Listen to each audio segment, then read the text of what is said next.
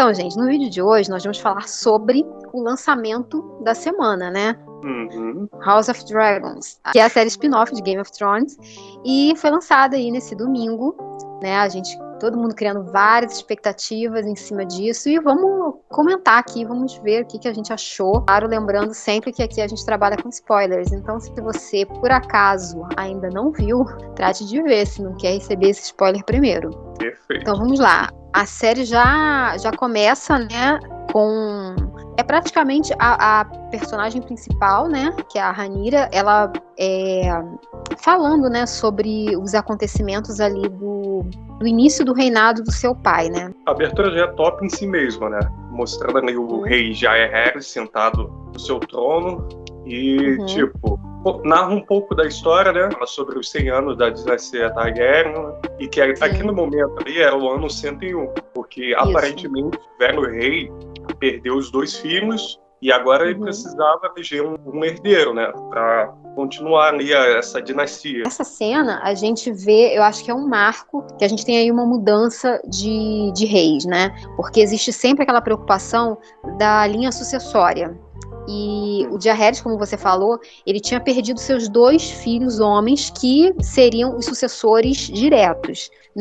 A partir desse momento, ele quis evitar, ele resolveu reunir o Conselho dos Lordes, né, para que o ajudassem a escolher um novo sucessor. Ele queria justamente evitar uma guerra interna. Ele sabia que a própria casa Targaryen poderia ser destruída por ela mesma, por conta dessas disputas. E esse momento é que a gente vê o início justamente do reinado do Viserys, porque ele foi o escolhido pelo conselho, né, e recebido pelo rei Jaehaerys. E aí, pós-abertura, tem a cena da Rhaenyra chegando com aquele dragão dourado em cima de Kingsland, né, que sabe que é a cidade palco de todas as tramóias, tramas, genocídios e mortes envolvido dentro da série de Game of Thrones. E assim que ela pousa, ela desce meio que virado de costas e você fala, nossa, cara, a nossa Daenerys aí é idêntica.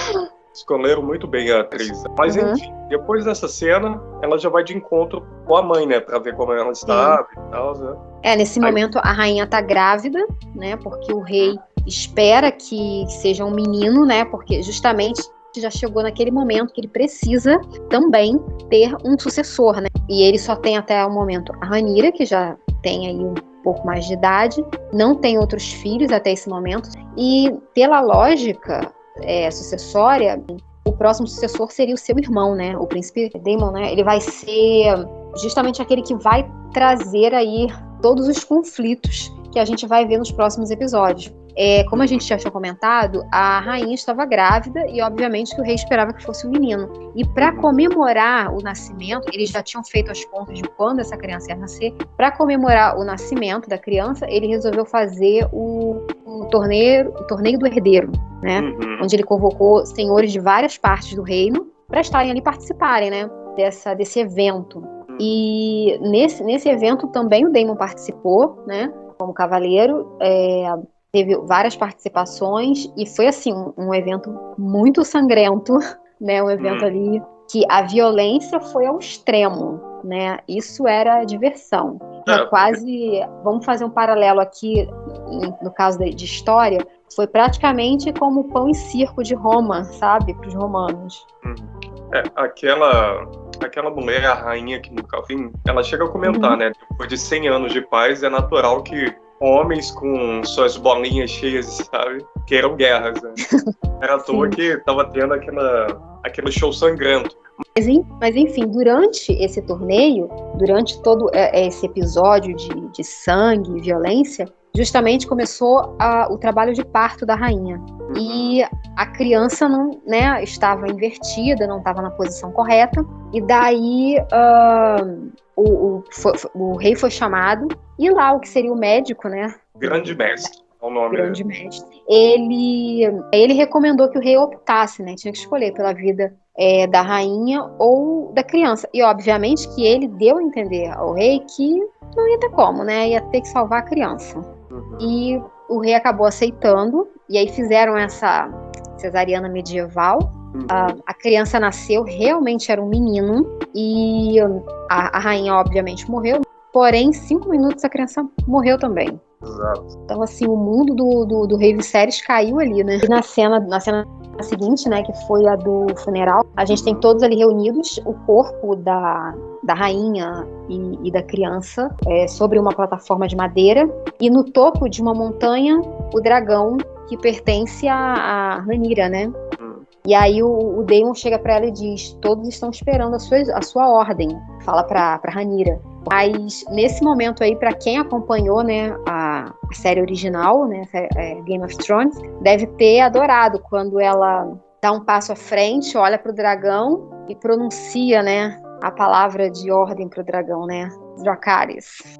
E aí ele lança a chama sobre o corpo, sobre os corpos, né, da rainha e do herdeiro.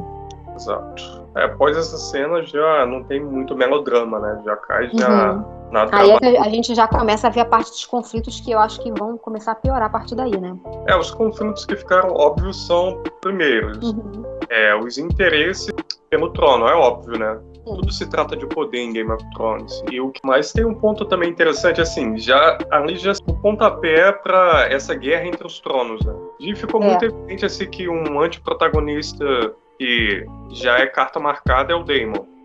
Outro lance, assim, tem um pedaço que o Corlys fala ali no conselho, que tá surgindo... Sim. Logo no início ele fala de um grupo... Sim, das cidades livres.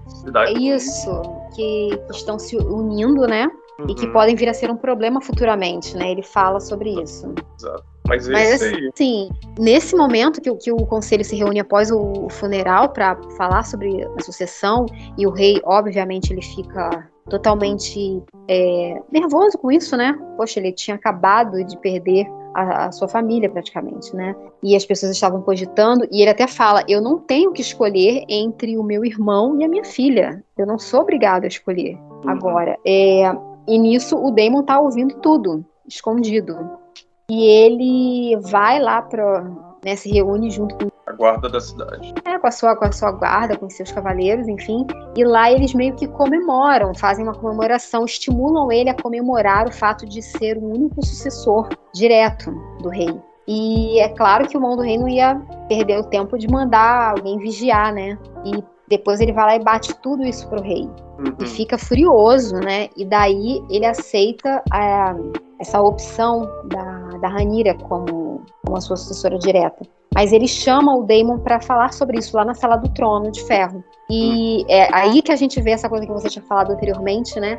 Sobre essa oposição entre o mão do rei e o Daemon. Porque nesse momento, quando o rei o questiona sobre as coisas que ele falou lá nessa comemoração que ele fez com seus pares, ele fala que ele sabe que o rei é fraco e que ele está muito assim exposto, principalmente ao mão do rei, que abusa dele e tenta ser um filho, né? Que ele sabe que ele tenta ser um filho, mas que ele não tem como usar diretamente o poder, porque ele não é um filho legítimo, né?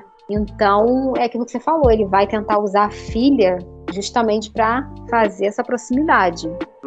Um jogo, é engraçado que Game of Thrones é basicamente isso, né? Um jogo ali de poder, mas assim, sempre vai ter uma trama fundida nas bases do relacionamento, do querer, do desejo, sabe? Que são sentimentos base do ser humano, né? Você vê o rei ali isolado e o mão do rei já como que eu posso dizer assim, vê uma vantagem, uma oportunidade, né, dessa situação e manda a filha lá, né, para quem sabe ser acolhida e quem sabe, postumamente, né, conseguir uma cadeira ali. Eu acho que assim, a gente não vai estar burlando nada, porque tudo isso é baseado, para quem não sabe, a história do Targaryen já está escrita, tem um livro do George Martin que fala sobre isso, que é a base para essa série, para esse spin-off. Se eu não me engano, é o livro de Fogo e Sangue da família, enfim. E a gente já sabe, isso não é segredo para ninguém, que realmente isso vai acontecer. Essa menina vai se aproximar do rei, vai se tornar a sua próxima esposa. Não sabia. Você tá me dando spoiler, porque eu simplesmente sabia. Nossa, cara. Eu tava... Mas, gente... Você gosta de dar spoiler, mas, pô, pra mim, não. Tá bom, então corta essa parte. Não vou cortar, não. O mundo vai saber. Bom, spoilers à parte, tem uma cena legal, é quando o Viserys vai falar com a Rhaenyra, ele tá numa sala onde tá a cabeça do Balerion, né? Que é o grande dragão Aegon. E, inclusive, essa sala aparece na série do Game of Thrones.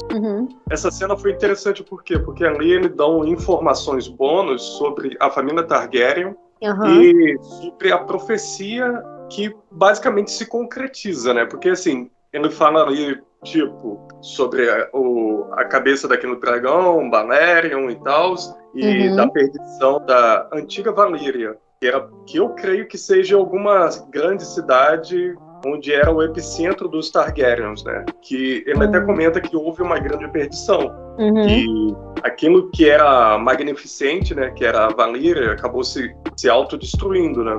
Aí depois ele fala sobre o Aegon. E ele fala que o Aegon profetizou que num futuro, uma coisa que vinha do norte se alastraria um grande inverno, né? Se de vir essa... Como que eu posso dizer, né? Essa tempestade do norte, apareceria um Targaryen que seria responsável, né, por combater esse mal que está vindo do norte e depois se sentar ao trono, né? Que é exatamente o que acontece na série do Game of Thrones, né? Porque lá tem conta sobre os mortos-vivos, né? Que são os vagantes brancos e tal, né? E, enfim... E é bom a gente ressaltar aqui, talvez todos já saibam, mas os eventos... Aí você pode dar spoiler. Os eventos de House of Dragon, eles justamente se passam aí um pouco menos de 200 anos antes de Game of Thrones, antes da Daenerys, né? Enfim, então, realmente essa profecia acabou se cumprindo e isso já foi visto. Enfim, e fora isso, achei que foi um episódio muito bom. Talvez, como eu falei, um pouco lento em alguns momentos, porque a intenção era contextualizar, né? Mas acredito que nos próximos a gente já vai ter mais ação aí, ter muito mais ação. E eu tô doida pra ver os dragões aparecerem logo e queimarem tudo.